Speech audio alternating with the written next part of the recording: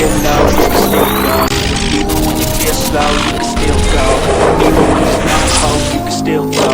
I never answer to no, man, I still go. Go, go, go, go, go, go, go, go.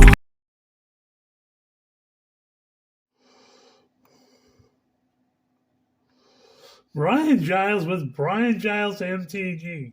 And yeehaw, we're here for the first day of Outlaws of Thunder Junction spoilers. Now, I did do a preview video of some of these in the first reveal.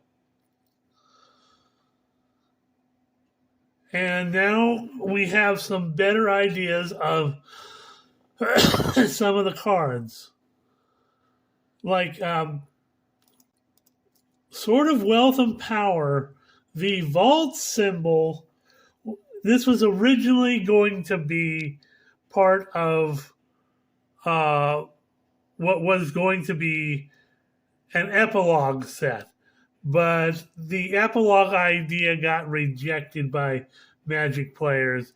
Nobody liked the Aftermath epilogue, March of the Machine type thing. So this is the vault stuff, the stuff that was in the vault at the end of the story, and it comes in a regular version and the full art vault version, which you see here. So hoo-ha. And we'll go over it again. It's Sword of Wealth and Power. It's 3 mana for a new sword that's an artifact equipment. It's 2/2, has protection from instants and sorceries. Whenever a equipped creature deals combat damage to a player, create a treasure token. When you cast your next instant or sorcery spell this turn, copy that spell. You may choose new targets for the copy. Equipped for 2.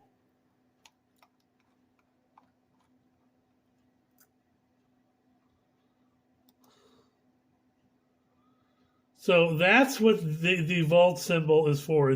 They added it into the main set, and then they added the special vault symbol for cards that were found in the vault. So we went over Oko, the ringleader, and these cards here, like Crime and Punishment, are what they call crime cards. Now, crime has fully been defined as anything that targets your opponent, permanents they control, or things that are in their graveyard. So you commit a crime and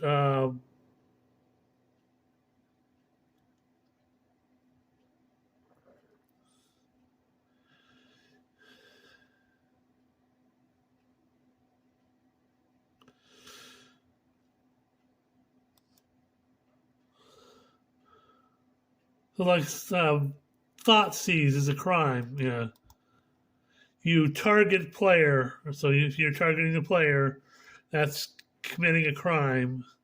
And special crime cards have the special jail symbol on them, and they are only playable in the formats that they are legal in. Just to be clear on that. So we went all the way up to Hell to Pay, which was very powerful, and Duelist of the Mind.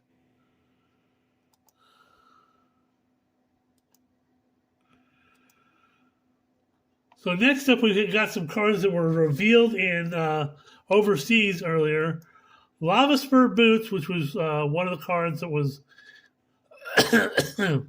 in the leaks that has been confirmed. So it's 1 mana for an artifact equipment. Equipped creature gets +1/+0 and has haste and ward 1 and equipped for 1. So this is like Swiftfoot Boots, but kind of better. This is the new Swiftfoot boots.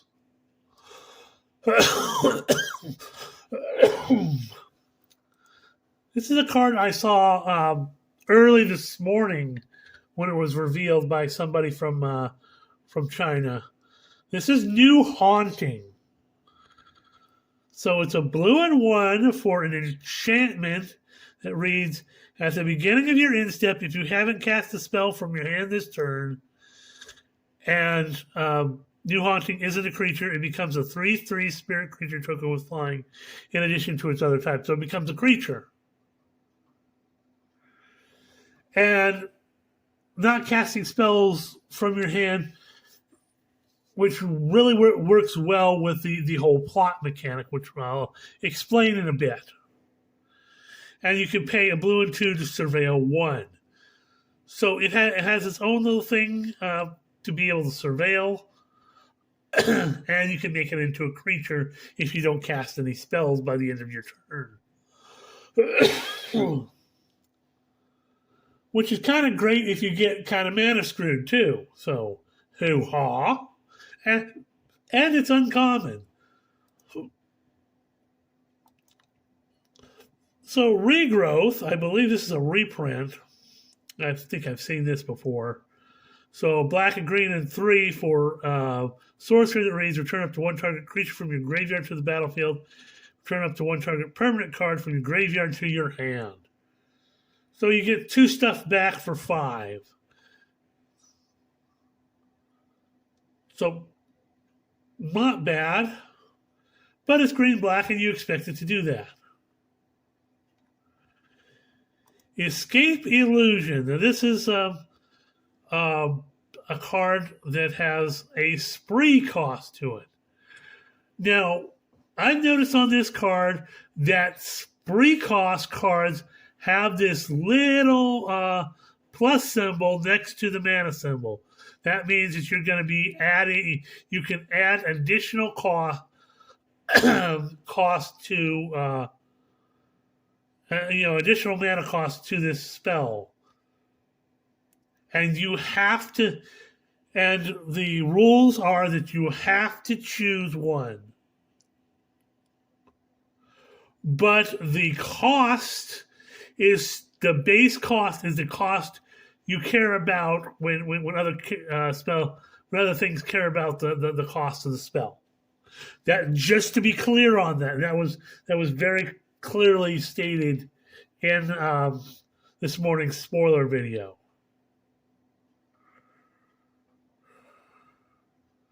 So Escape Illusion is a 1 white mana plus whatever for an instant that reads as spree. Choose 1 or more additional costs.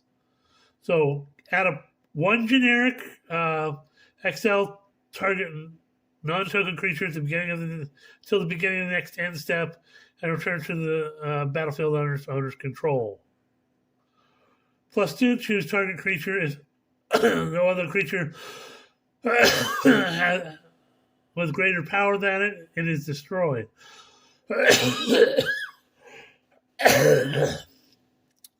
So, if you pay the full 3 generic outside of the 1 white mana, you can choose one of your creatures that's like got really big power or whatever, and blink it. Please pardon my coughing. And then you can choose one of your opponent's creatures, and if it doesn't have any other greater power, it's destroyed. So this is kind of a white destruction spell that's really, really specific and targeted, and it gives you a lot of flexibility. And that's what this new spree mechanic is going to do. It gives you that flexibility when casting spells. So next up we have Insatiable Avarice. A black mana for a sorcery with spree. You can pay 2 extra to search your library for a card, then shuffle, put that card on the top. So kind of like a 3-mana tutor. And if you pay 2 black, target player draws 3 cards and loses 3 life. Ew. Can anybody say Shieldred? Oh, that is just... This card was Shieldred. Is absolutely dirty. If you're playing Shieldred in your deck, you want this card. I mean, check out what happens. If you're playing this with Shieldred, you have Shieldred on the battlefield. That second ability. Shieldred makes your opponent, when they draw cards, they lose 2 life. So they're losing 6 life and another 3 on top of it. Yeah, they get 3 cards, but they're losing 9 life. That's effed up. That's for 3 black mana. Smurf me. Hoo-haw. Or in this case, yee-haw. Okay, this is Fortune Loyal Steed. So, a white and 2 for a 2/4 legendary beast mount. When it enters the battlefield, scry 2. Kind of cool. Whenever Fortune attacks while saddled, at the end of combat, exile it, and up to 1 creature that's saddled at this turn.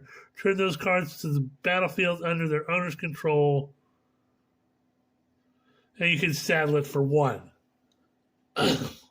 So it has its own blink mechanic, and saddle, for those of you that don't know, it works like a crew cost, except the animal is it's just the animal, but you tap another creature to be able to give the bonus to it. So you can do some crazy blink mechanics with this card. And it's not bad. A 2/4 for 3. And, it has its own thing where it scries 2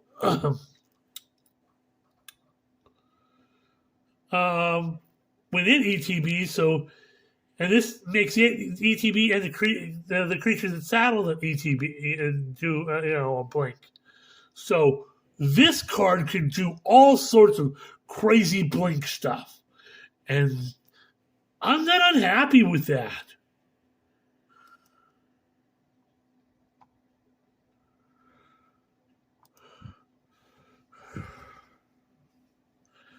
Okay, Vraska joins up. Now, they didn't really go over too much about this in the spoiler videos, but I'm going to explain it. It's a lot like kind of the cards that we saw back in like the Guild Pact era and War of the Spark and everything, where they had a companion card. And this is a companion card to Vraska. It's a black and a green for a legendary enchantment. When Vraska joins up, enters the battlefield, put a death touch counter on each creature you control. Whenever a legendary creature you control deals combat damage to a player, draw a card. So this, it focuses around Vraska, with the whole death touch mechanic. So you're looking to make a death touch deck around this. So hoo-ha, very cool. And this will be for all of the what is quote unquote gang members in the set.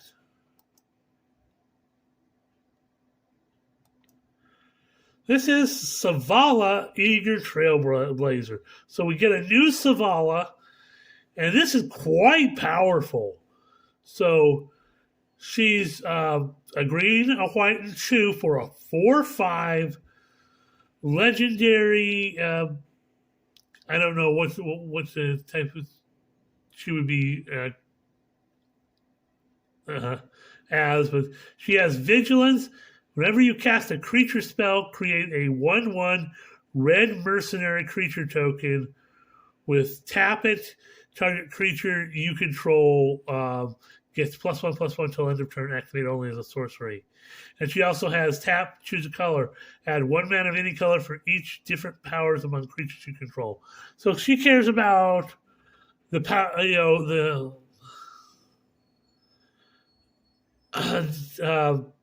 stuff with different powers. She'd fit well in a legendary deck. Or, decks that have, different powers to work each other. It's kind of a janky deck. But the 1/1 red mercenary is going to be kind of like the token of the deck. It's going to be like the signature token. Mercenaries are part of the new mechanic grouping of outlaws. Kind of like the party mechanic of the past, but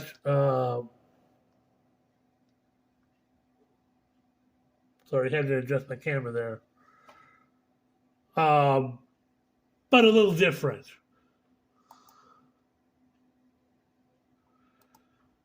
Now, here is Magda the Hordemaster.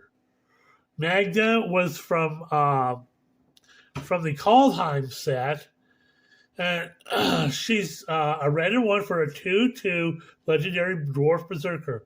Whenever you commit a crime, create a tap treasure token. This ability triggers only once each turn. So if you're targeting something, your opponent's whatever, you're creating treasures. And you sacrifice 3 treasures to create a 4/4 scorpion dragon creature token with flying and haste. Activate only as a sorcery. Yeehaw! Magda, because of her connection with dragons, from this is insane.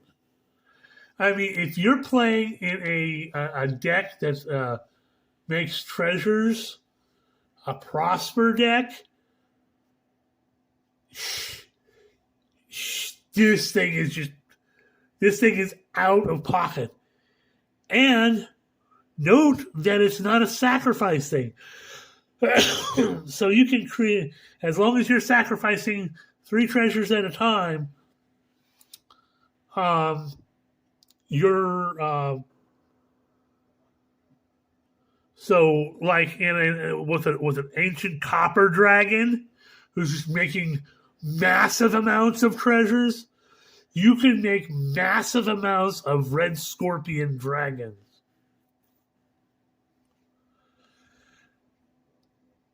So this thing, I swear, is going to get out of pocket for sure. There's going to be decks just built around that.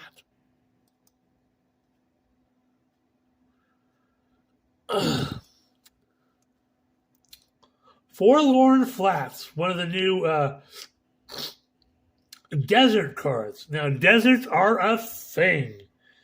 Not only the desert from the old school, which we'll come to in a while. So it comes into the battlefield tapped. When it enters the battlefield, it deals 1 combat damage to target opponent, and you can tap it to add white or black. So it has there's 10 lands that are going to be part of that whole set. Olivia, Opulent Outlaw, she's one of the front-facing commanders. And she's going to be for the Outlaw deck. And we'll talk about Outlaws here in just a moment. So she's a red, a white, and a black, and 1 for a 3/3 legendary vampire assassin with flying and lifelink. Whenever one or more outlaws you control deal combat damage to a player, create a treasure token. Ew. Okay, let's just move Magda and slot it into this deck. So outlaws are defined as assassins, mercenaries, which there's the mercenary tokens are created by several different creatures, pirates, rogues, and warlocks. And Olivia also has the ability to sacrifice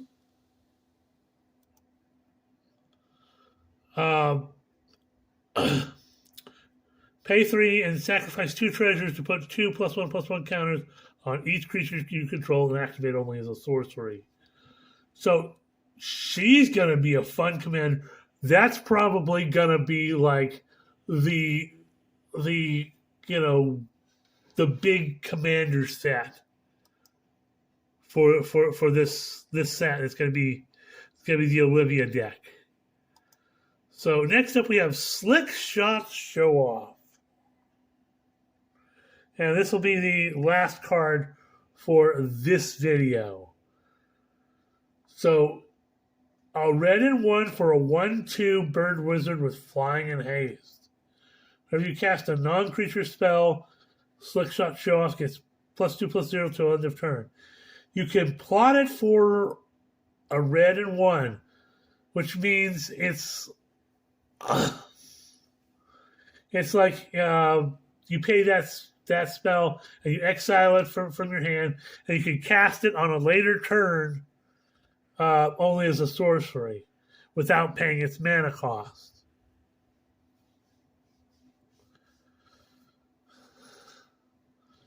So again, it has that vibe of the effect, the one from New Capenna, but you don't have to pay an additional mana cost. You just pay its plot cost, and you plot it down, and you cast it for later for that cost, at a later turn without paying any additional cost. Only as a sorcery. So this has to be played as a sorcery, and when you use it again on a future turn, it has to be on a sorcery.